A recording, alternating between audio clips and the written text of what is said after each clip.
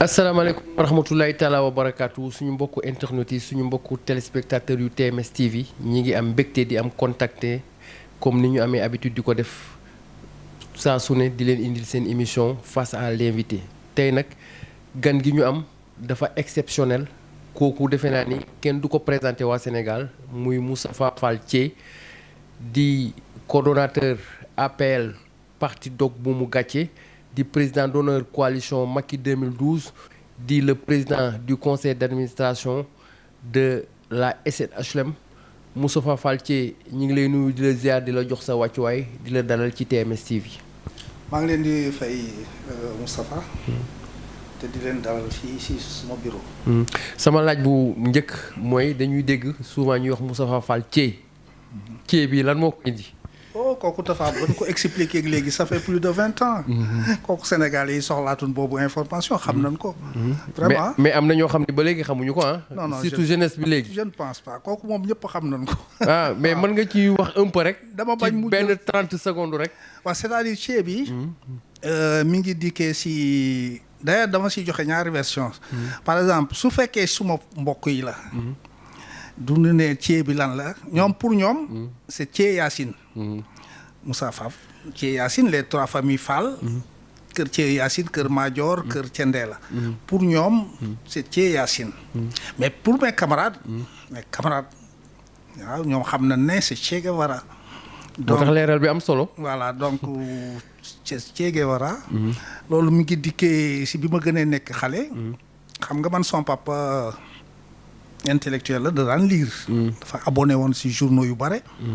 dont Le Monde ak Dakar Matin. sama frère yi abonné si Politique Hebdo. ak Afrique Asie. alors man maa daan jëli journaux yi nag le soir. en ville. su ma daan ñëw nag dama daan feuilleter journaux yi par exemple Afrique Asie du ma ko gisaan. damay gis ñuy présenter ay livres. di wax le guide du Maroc def wane photo Hassan II le guide de Tunisie photo Bourguiba le Thié mais le che laa daan wax parce que le che lañ bind man pour man CHE c'est che ma wax le che bon yooyu daf ma manqué woon tellement ba benn année ma ñëw vacances Dakar ama may ñibbi suma à la rue 10 laa nekkoon suma tuteur may ma xaalis man ak waa koñ ba ñu ñëw en ville alors bi ñuy wër noonu di wër ba romb Clair Afrique si vitrine ma gis le che boobu ma daan gis mu sol béere nit ku sol béere et cetera ma dugg si biir librairie bi daal di ne paa bi ne ko livre dafa am livre bu mu bëgg si vitrine bi mu ne kaay nga woon ma ko ma woon ko mu génne ko na ma bii nga wax ma ne ko waaw mu ne bii nga wax ma ne waaw laaj na ma ko ñetti yoon waaw mu ne ma kaay ñu dem si contrat mu ne ma xaw ma ñaata ma fay may dem mu ne ma kaay ma ñëw mu ne ma tu es formidable jeune homme di nga xam livre bi nga jënd kan la ma ne ko merci ma ñëw ak livre bi ba ñibbisee Kaolack nag ma yore livre bi fu ne ma tourné le che suma grand frère woo ma ne ma kenn du wax le che le Thié la ñuy wax ma ne ko d'accord may wax le Thié léegi ma lire livre bi j'étais tellement dama late woon ak livre bi si Kaolack ba mujj gi ñu dama woowee Thié Thié parce que toujours maa ngi yore livre bi donc foofu la commencé d'ailleurs suma yaay au début da daan bañ da daan mer doo ñëwee di ko laaj na ko mère ana Thié da daan mu ne la xaw ma kuy Thié waaw day mer juruma Thié lay wax ak yu mel noonu quoi bon mais muy dem di imposer wu ba mujj gi bañatu ko doo ko laajee mu ne mi ngi fi mbala nekku fi suma doom yi balaa ñuy xam suma tudd dinañ dem ba mag ci lañ soog a xam ne ni ma tudd mais ñoom kuy sa papa Thié c'est tout loolu lañ si xam kon defe naa ni sama laaj bi am na solo oui d'accord pour ceux qui ne savent pas mais loolu waxoon nañ ko bu yàgg loolu rek laa bëggoon ñu leerlu voilà léegi ñu ñëw ci dañu nekk ci période pandémie ñu gis fan yi que cas yi ñi ngi wàññeeku tey sax gis nañ que ni presque 15 cas la ñu am am nga yaakaar que ni sous peu de temps pandémie bi dana dem oui foog ma am yaakaar ñun ñëpp dañoo war a am yaakaar parce que pandémie bi moom foog mu dañ. moo tax xam nga yàlla daal kenn xamul mbiram. est-ce que du mbënd mi moo yóbbu virus bi. est-ce que du ndox mi moo fobeere dëkk bi. moo rax réew mi. ba virus yi nekkoon ci suuf ak yooyu yëpp dem yooyu yëpp a ngi ci. en tout cas daa amélioration mi ngi am. nan ñaan yàlla mu continuer gis nañu fan yi wàññeeku na bu baax a baax. waaw nan ñaan mu gën a wàññeeku. c'est pas facile nag parce que virus bi moom. dafa bari manière day dem ak a ñëw dafa bari vice. toogul ci benn place daal. c'est un virus très vicieux. dégg nga gis nga am na ay pays yu commencé waat di confiner waat. ñoo xam ne pare woon nañ ci même Chine confiné na. dëkk boobu nekk ci département Wang boobu. ba tax na nan ñaan yàlla mu continuer mais li ci des. nan respecter li ci arme bi nu dese léegi. mooy mesures barrières yi. les mesures barrières. c'est important. nan ko respecter. fexe ba nit ñi respecter ko. xaw see dëgër tuuti di ko imposer nit ñi ñu koy respecter en tout cas. suñ respecter mesures barrières yi. dinañ bloquer propagation bi. ba pare di faj nag ñi feebar. waaw kooku c'est une bonne chose. man sax suma philosophie du lool man teel naa wax ay confinement total man ci njëkk presque maa ko njëkk a wax.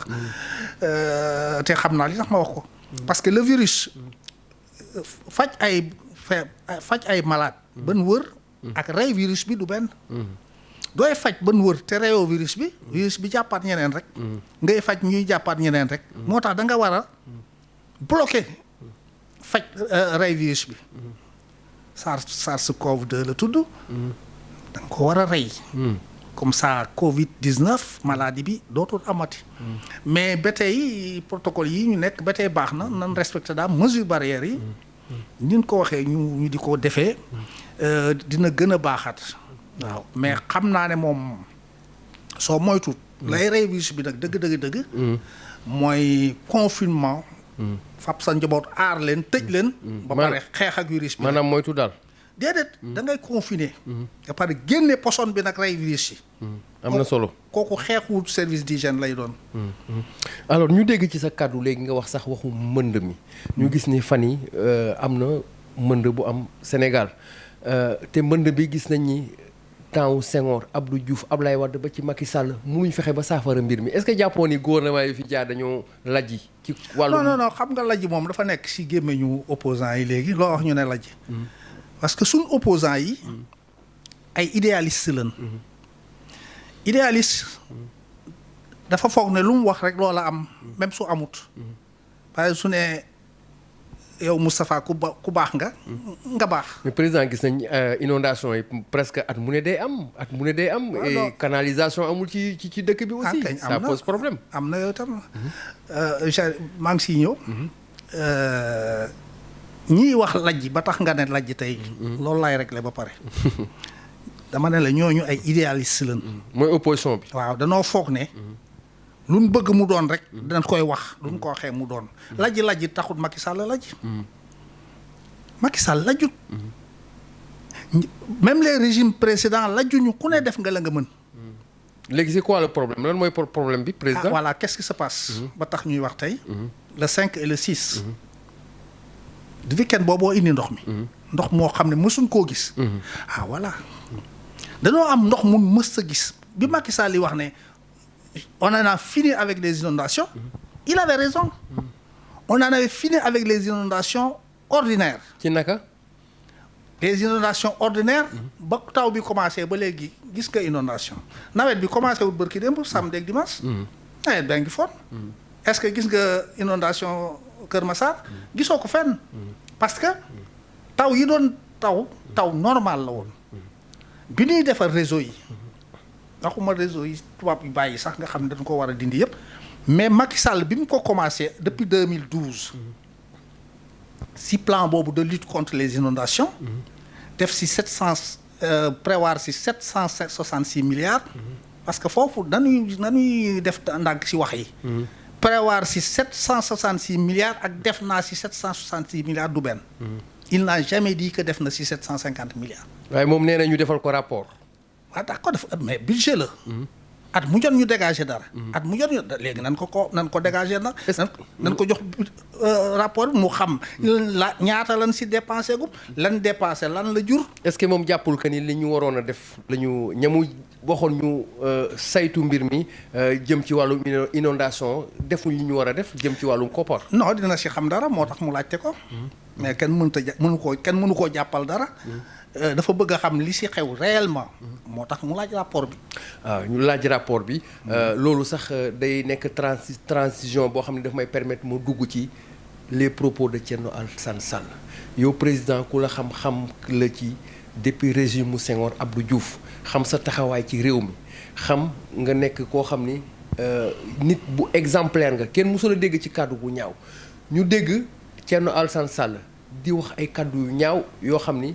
ginnaaw bi mu nekkee ci régime mu Macky Sall ba génn mu mel ni daal ay secret d'état yoo xam ne mi ngi koy révéler yow président loolu lan moo ci sa njàngat. da livre boobu maam dafa mel ni yàlla dafa ma seen nattu ba tey mënu maa fexe ba lire ko. te yónnee naa. mais dégg nga coow li ci rajo yi. waaw que ni Alassane Sall am na lu mu wax. waaw la may gën a jàpp mooy li ma gis. ñoom danoo gis di wax. man itam balaa may gis wax damay gis. liiraguma ko. waaye li ma bëgg a wax en principe bi ma bëgg a wax foofu mooy wax yu ñaaw baaxut. c'est pas bon. man ku ma nekkal itam. muy neex bés bu ñu demee ba mën a coo nekk ñu dem. du ma tourné ti di la waxal dara. man noonu laa mel. damay noppi rek du ma la waxalati dara lu bon. du ma la waxalati lu baax du ma la waxalati lu bon. man noonu laa mel. est-ce que nekkul dañu perte ay valeurs léegi. société bi dañu perte repère léegi maintenant quoi. non benn nit wax du tax valeurs yi perte ñu perte ay valeurs. ku nekk ak sa tempérament. ku nekk ak ni ngay ressentir liñ la def. yow xam nga mën na laa def dara. nga muñ ko. man ñu def ma ko rek ma yuuxu. wax ay yu kenn xamul. ku si nekk si sa tempérament la. donc nañuy considérer yëf yi noonu. man nag sincèrement ba léegi. livre bi liiraguma ko. mais président kàddu googu du Thierno Alassane Sall gis nañ fi Moustapha Cissé Lo gis nañ fi ñoom Yakham Mbaye gis nañ fi ñoom Farba gis nañ fi Moustapha Diakhaté tout le temps ñi ngi wax ay kàddu yoo xam ni vraiment kilifa warul wax loolu. non seulement man daal li ma condamné mooy. soo nekkee nit. muy neex bu ngeen demee ba mu naqari ba ngeen tàggoo. jarul nga koy xarab. mbala mu lay xarab. man daal loolu laa d'accord. man duma ko def. alors président ñu ñëw ci coalition Macky 2012 ku la xam-xam que ni béy nga sa waar bu baax a baax ci coalition Macky 2012 tey bu ñëpp xamee ni coalition Macky 12 yàlla ak yow la ñu gis nga dem.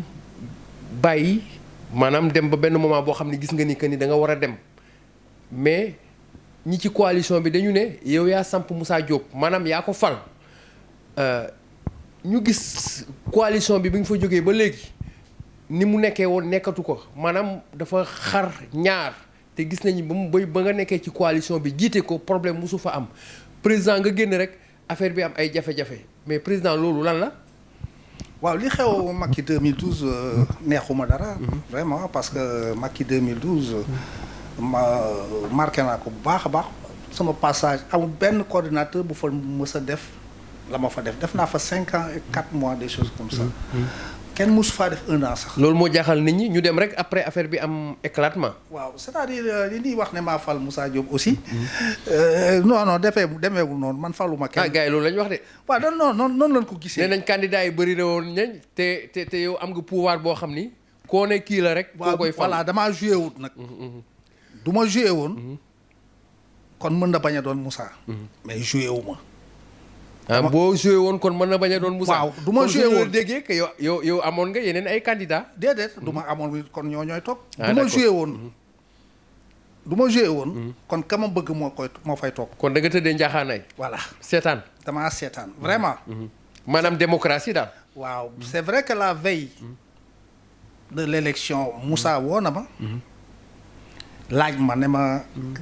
est-ce que da ngay doonaat candidat ma ne ko c'est fini pour moi. mënatuma ko je suis fatigué. mu ne est-ce que mën naa ñëw. ma ne ko ah si nga ñëw. comme tout le monde. militant nga chef de parti nga. leader nga ñëwal. sa suba sax mu ñëw ñoom dañ ne ma bin ma téye ba tey mënu ma ne damay dem ñu ne léegi nag utal ñu candidat foofoo tax ñuy foog ne man maa taaj Moussa ñu ne kon nag utal ñu candidat ma ne leen d'accord mais mujj gi ma xalaat daal di ne waaw su ma utee candidat boobu def loo xam ne du noonu lu dañuy mujj wax man je suis responsable maa ko indi ma ne non je vais les mettre au vote sa suba sa fi ñu doon defee renouvellement hôtel bi ma jóg ma ne ñan ñoo bëgg a doon candidat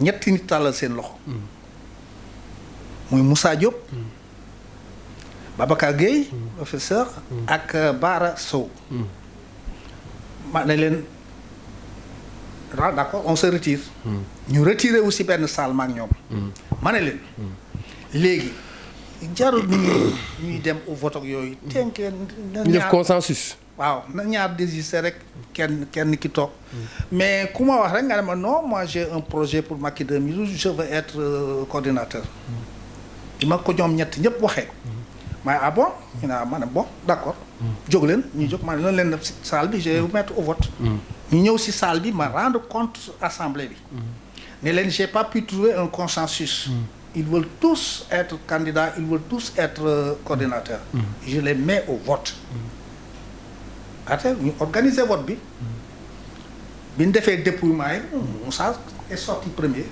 l'arrondissement premier suivi de Babacar Diop de Babacar Gueye ensuite de Bara Sow donc on a voté démocratiquement du dama faa technique teguma fa kenn mais moom bu ñu déggee ci ay kàddoom bi ñu ko falee parce que wax na wax yu baax ci yow ci ay kàddoom sax bu ñu ko déggee dafa mel ni que faloom am na maanaam loo ci joué parce que moom sant na la bu baax a baax nee na daal amul kàddu yu muy wax mënu laa fay parce que taxawu nga leen bu baax a baax mais ci ay kàddoom ci ay propos am bu ñu liiree dafa mel ni que am na loo ci joué. loolu li ma si joué daal mooy. fexe ba xër amut.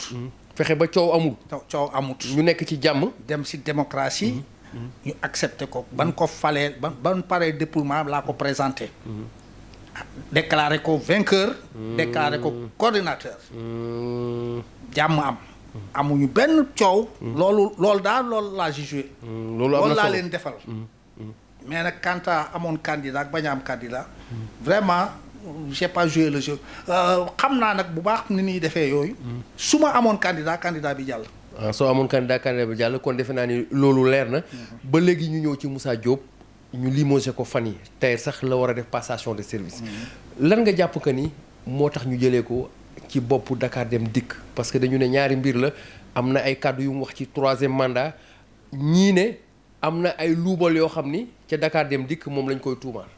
xam nga man nag dama mbaanu ko c'est-à-dire man pour man. Macky Sall rek xam li tax mu jëlee ko fa. Macky Sall rek. moo xam li tax mu ku si wax rek da ngay suppité. da ngay yaakaar da ngay foog. mais ki yore dëgg gi dëgg. mooy ndeyu mbill gi ko def. muy président Macky Sall. moom rek a xam li tax mu jëlee ko fa. ñuy aborder élection locale yi gis nañ que fan yi coow li dafa bari am na ñuy wax que ni pouvoir bi day préparer pour fexe reporter élection yi couplé ko ba 2022 yow lan nga jàpp ni moo gën ñu maintenir ko ba mars wala ñu couplé ko ba 2022 boole ko législative yi. waaw au vu de la commission politique. commission bi def na travail bu baax a baax. day doo seetloo d'accord nañ ci à peine 23 points. des accords si xawma 5 ou 3 points. si 2 daal di reporter 5 ou 4 points. donc c'est un bon travail. mais il s'est trouvé que. points yu tuuti yi ñu am désaccord. yooyu ñoo ëpp importance foofu. points yi ñu am accord. moo tax blocage am. léegi nag. waxtaan ko ailleurs. nee naa soit. ñu dem ci ay élections. sans terminer réforme yi ñu waroon a def. suñu defee élection bu pare continuer waat ci réforme yi. soit ñu reporter. parce que reporter nañ 2 fois foog naa. ñu reporter une 3e fois. mais kon daal da nga jàpp ni report bi baax na ba 2022. non jàpp ma loolu. man je suis pour la tenue des élections. au mois de mars 2021. waaye mais face à l'impossible nul n'est tenu. duñ ko mënee. déggoo li ma wax soit ñu dem élection. sans achever réforme yi. mbala ñu bañ a dem élection. achever réforme yi. dilemme boobu lan ne. mais l'idéal mooy ñu dem élection. l'idéal mooy ñu dem élection. waaw mais xam nga opposition bi. du bëgg a dem élection parce que am na si poñ yu ñu réglé wut. lu tax. waaw dafa am point yu ko intéressé. mooy combien. bare na chef de l'opposition yooyu yëpp nga xam ne par rapport aux élections lañ koy xamee. bare na. yoo xam ne bëggoon nañu ñu régler ko. balaa ñuy dem si élection. bëggoon nañ ñu régler bëgguñu aussi ñu régler aussi troisième mandat bi. nga xam ni après 2022 ñi ngi jëm ci 2024. waaw mais point boobu est-ce que yaakaaroon ni nekk na point bu am solo boo xam ne war nañ ko régler avant ñuy dem 2024. waaw mais ça dépend. su fekkee ne boole nañ ko ci waxtaan bi. te nu nar a continuer. pour def réforme yi. dañ ko ci boole. du tabu. justement ci point boobu sax jotagul mais bientôt muy 2024. coow li bëri na surtout ci opposition bi ñi ngi agité wu ci loo xam ni ba léegi kenn xamagul mbir mi fu muy tëddee muy troisième mandat Macky Sall ñi ngi koy wax mais ba léegi ndeyu mbili ji moom mi ngi ne pat waxul waaw waxul déet yow lan mooy sa xalaat ci troisième mandat Macky Sall président. parce que aussi jot nañu leeral mbir mi. yow koy jeexal nga waxtaan nee nga ma ndeyu mbili gi waxul. waaw waxul déet waaw mais dafa war a wax nag. déet il n'est pas obligé. président bind nañ ci constitution bi ne président war na wax dina dem candidat du doon candidat. waaw est-ce que bind nañ ko ci constitution. déedéet bind nañ ko ci code électoral. déedéet mais du fekk ñi ngi koy lamlaamee coow li bëri est-ce que moom warul woon génn leeral askan bi. mais li tax muy gën gisagu ci importance xëy na waxtu ko waree def dina ko def. non attention. bu mu créer de faux problèmes. président foofu am na nuance de. benn nuance amu ci. moom moom ndeyu mbili gi. xam nga moom rek ay dooni candidat. man du ma ko doon keneen du ko doon. moom du ne du ma ci wax léegi. bu mu ci wax. su ko aayee waa parteem. waa parteem dañ see bañ a wax. bañ a wax. donc man foofu gisuma ci coow man dama see am lu leer nañu man. xëy na moom leerut ci moom. ba muy wax du ma wax waaw du ma wax mais man xam nga li may wax. li leer ci man mooy. 2024. moom Macky Sall. décision bu mu jël ma ànd saak moom. ah bon. doucement rek bàyyi ma yeggali. décision bu mu jël ma ànd saak moom. te maa ngi lay waxal tey. ne décision ba muy jël. décision bu conforme ci constitution bi lay doon. et conforme à son article 27. ba ci mu def troisième mandat. non yegguma foofu dama. mandat bi daal yow doo ko tudd. non dama man li may wax c'est plus fort. xam nga lii ngay wax man rek maay wax lii. décision bu mu jël nga ànd ceeg moom. voilà te xam naa ne décision ba muy jël. sera conforme à la constitution notamment en son article 27. xam nga lii kenn waxagu ko. on n'est pas dans les nañ. xam nga man dama wax lu leer nañ. ma ne on n'est pas dans les secrets de Dieu mais bëggoon nañ nga leeral ñu un peu. déedéet lii kay li si kanam rawul bët. wala ku xam fi nga jëm. déedéet. non li ma wax lu leer nañ la. décision bu mu jël en 2024. ma ànd saak moom appuyé ko. xam naa ne décision ba muy jël 2024. dina conforme ci constitution bi notamment en son article 27. lii kay leer na nañ. bu fekkee loolu kay leer na parce que article 27 moom dara. article 27 bi ak référendum bi ñu léegi dañu ne nul ne peut faire deux mandats. xaw ma de ba muy jël daa. dina conforme. ci constitution bi. loolu mën naa la ko garantir xam nga lii kenn waxagul la ko. te la mbir la boo xam kenn amul loo ci wax. mais dañu gis ngeen ni dem rek ànd ak Macky Sall yéen a ngi ci waar bi yéen a ngi koy accompagner mais gis nañ ba léegi carte gi leeragul maanaam koo xam ni ab dauphin la am na ñu doon wax Amadou Ba am na ñu doon wax Mimi Touré ba fan yële sax ñu gis jeune bu mel ni Bara Ndiaye génn attaqué leen te bi mu leen attaqué ci la Macky Sall sax gën a yokk ay ndomba tànkam jàppoon ni tey Macky Sall war na xool koo xam ni ab dauphin la mu préparé ko pour 2024. l'histoire de 2024 leeragul. du nee ngeen leeragul. kon ndaka lay mën a préparer dauphin. kenn xamul dina bokkam du bokk. kon lu muy utee dauphin. soxla wuta ut dauphin. et puis au Sénégal. du ñuy fonctionner noonu. dauphinat au Sénégal. barewut ñu ko fi def. Senghor moo ko defoon. te mujj na ko rëccu. ci Abdou Diouf. waaw. lu tax mu rëccu ko. waaw parce que dafa ko def Abdou Diouf. Abdou Diouf bi mu demee ba toog nag. doon Abdou Diouf boppam. yore xalaatu boppam. ak doxalinu boppam. doxalin yooyu xalaat yi xërte. intérêt nitu Senghor yi. Senghor mujj na. xanaa loolu moo indi jafe-jafe ci diggante Moustapha Niasse ak Djibo Ka ak Tanor. non yooyu c'est après. boobu bi Abdou Diouf toogee ba pare la. parce que Abdou Diouf bu ñëwee indi doxalinu boppam ñu gis ni biir parti socialiste amoon na ay jafe-jafe ba ñenn ñi génn dem ber seen daara Djibo Ka dem créer URD Moustapha Niasse dem créer AFP. non xam nga fi ngay wax. ak fii indi jafe-jafe yooyu yow 2000 ngay wax. man maa ngi lay wax 80. bi mooy bi ko Senghor joxee nguur gi. ñam metti woon du ñoom Moustapha Niasse barons yi la metti woon. moo tax les barons étaient déçus. de Senghor. ñoom ñi ànd ak Senghor doon xeex boobu ba tey. Senghor di dem jëlu si kenn si ñoom.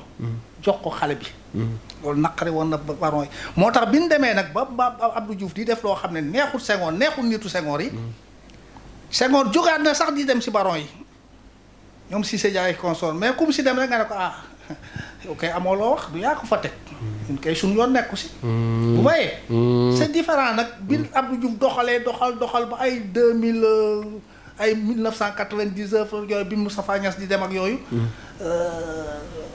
yooyu c'est différent. te gis nga mandat. en principe doo laalee mandat rek. am si problème. Abdou Diouf. li ko daaneel 2000. mandat bi mu laal la. ci naka. daa yokk mandat bi. le mandat était de 5 ans mu def ko 7 ans. nga xam ne de 1993. 1993. 2000 rek la élection di amaat. justement président attends muy 7 ans. su ko bàyyi woon 5 ans. 1997 et 5 ans ça fait 92. kon dina dem élection te du fekk mu perte Djibo Ka du fekk mu perte Moustapha Niasse. yokk gi mu ko yokk. si diir bi mu ko yokkee si la perte Djibo Ka si la perte Moustapha Niasse. dem ak Ablaye Wade gaño ko. mais président laal nga point bu am importance wax nga ci mandat yi nga xam ni dañ koy faral di laal muy am problème ku mel ni Abdou Diouf gis nañ fa ni ay foyer de tension Côte d'Ivoire ak Alassane Ouattara gis nañ Guinée Alpha Condé ku nekk yaa ngi bëgg a présenter wu pour un 3e mandat est-ce que lii du jox askan bi dëgg que problème mandat yi ñuy laal di ko yokk wala di présenter wu à un 3e mandat boo xam ni constitution bi du la ko may est-ce que lii du taal finalement Afrique. non pays yooyu du Afrique. Afrique bari na du mënta taal Afrique. si ñoom seen pays lay taal rek waaye du taal Afrique. mais mën na laalaale yeneen pays yi nga xam ni dafa bëgg a def comme ñoom. seen 3e mandat wu kay lu mu jotee fii Sénégal. su ko Sénégal defut. alors pour Guinée. constitution bi dafa wax 3e nul ne peut faire plus de 2 mandats successifs. Sénégal aussi loolu la constitution bu wax. d'accord maa ngi ñëw. Sénégal laay mujjee. Côte d'Ivoire. a dit la même chose. Côte d'Ivoire sax c'est plus compliqué. parce que Côte d'Ivoire. Guinée sax da ngay amaat beneen mandat. mais Côte d'Ivoire di nga mën a amaat yeneen ñaari mandat. Côte d'Ivoire. waaw gis nga tey jii Alassane Ouattara bu xam nga wàllu na leen candidature am. su gagné woon. dina présent du gagné c'est 5 ans dina defaat 5 ans. parce que Côte d'Ivoire comme ils disent ils ont vidé les compteurs maintenant c'est zéro mandat. Alassane Ouattara amatul benn mandat nga xam ne du toogee dina mën a toog 5 ans toogaat 5 ans muy 2 mandats kon soog a dem. waaw mais président Alassane Ouattara dem ba retiré wu indi son premier ministre Amadou Gon Coulibaly ñu dem ba 2 mois de l'élection présidentielle yàlla suñu borom jël bakkanam mu defaat marche arrière ne day présenté wu mais président yow loolu moom nan nga ko mën a jàngatee est-ce que xel nangu na loo nangu na mooy li nga xam ne président yi dañuy assurer seen arrière. ils ont peur de leur arrière. ñu di ko assurer. fexe ba seen nit remplacer leen. Côte d'Ivoire bare na pour ñu sécuriser seen ginnaaw. voilà Côte d'Ivoire bare na cadre. bi Gon Coulibaly gaañoo. mais si biir parti am na fa yeneen nit yu mënoon a doon candidat est-ce que ñooñu ni Gon meloon ak moom. est-ce que ñooñu mel nañ ko parce que Gon c'était presque son fils. Gon lu mu ko joxoon. du ko yàq te na mu ko bëggee rek la koy defee. est-ce que loolu du taal Côte d'Ivoire tey gis nañ ay fan yi ay manifestations. ça dépend kan lu ko daal tàkkoon na. ñu ko tàkkoon na 2011. avec Gbagbo. est-ce que du tàkkaat. ci bii ñu jëm nii. du tàkkaatee du baax parce que vraiment la fa xewoon metti na trop. y a eu beaucoup de morts. léegi gis nga fu mu mujjee Gbagbo traduit en justice condamné à la haie Simon Gbagbo et tout ça c'est douloureux yooyu day man souhaité wu moom mu amaat. waaw loolu de kenn souhaité ko mu amaat. ok kon président vraiment kontaan nañ trop ci waxtaan bi ñu amaloon ak yow ci émission Face à l'invité. kon xanaa ñu bàyyi la nga tàgg toog ñi la doon suivre suñu mbokk internet yi ak téléspectateurs yi. voilà ñoom ñëpp maa ngi leen di tàggu di leen remercier si temps bi ñu defoon di ma suivre. di bàllu àq itam du fekkee ne ay. am na njuumte am na maa ngi leen di baalu àq mais des fois nag ton bi day xaw a dëgër. dama ko tàmm. parce que je dis vrai. quand tu dis vrai. noonu lay boo dëggoo en général noonu lay dem. déggoo Babacar Touré ndeysaan dem si yàlla si. muy nettali si ay kii mu ne xaw ma kan dafa ñëw bureau fekk ko fa. mu def photo Che Guevara comme nii ma ko defee nii. mu ne ko tous ceux qui aiment Che Guevara sont de bonnes personnes. nit ñu baax lan. donc man itam noonu laa mel par rapport à ñi may déglu ñi may seetaan. maa ngi gërëm aussi télé bi TMS. TV. di gërëm équipe bi. Bassène sa technicien bi. maa ngi leen di gërëm ñoom ñëpp. di gërëm également Moustapha Fall Thié numéro 2. oui bien sûr xam nga yow. man maay numéro 2. yow da nga ko yàgg a réclamé yow dama laa yàgg a marqué. li nit ñi xamut. ak yow ñoo bokk. maanaam référence nga ci man quoi. voilà donc. macha allah kontaan nañ vraiment kontaan nañ maa ngi leen di wax itam di à votre disposition. aw ma benn problème. si yu mel nii. man ku ma woo rek si waxtaan. du ma amee jot. damay ñëw. jërëjëf doo génnee léegi beneen télé ngi fii di la nag nga génn mu dugg. parce que aw ma problème man du ma ngandlu yooyu du suma affaire. je suis modeste modéré et tout ce qui s'ensuit. ku ma soxla daal li nga ma soxlaa su ma la ko mënee defal dama la koy defal. jërëjëf président kontaan nañ mu nekkoon Moustapha Fall Thié di président d'honneur coalition Macky 2012 di coordonnateur bu appel dog bu mu gàcce di président conseil d'administration bu SNHLM ñoom moom la ñu àndaloon ci waxtaan bi kontaan nañ di leen jox dig daje ci yeneen i waxtaan jërë ngeen jëf.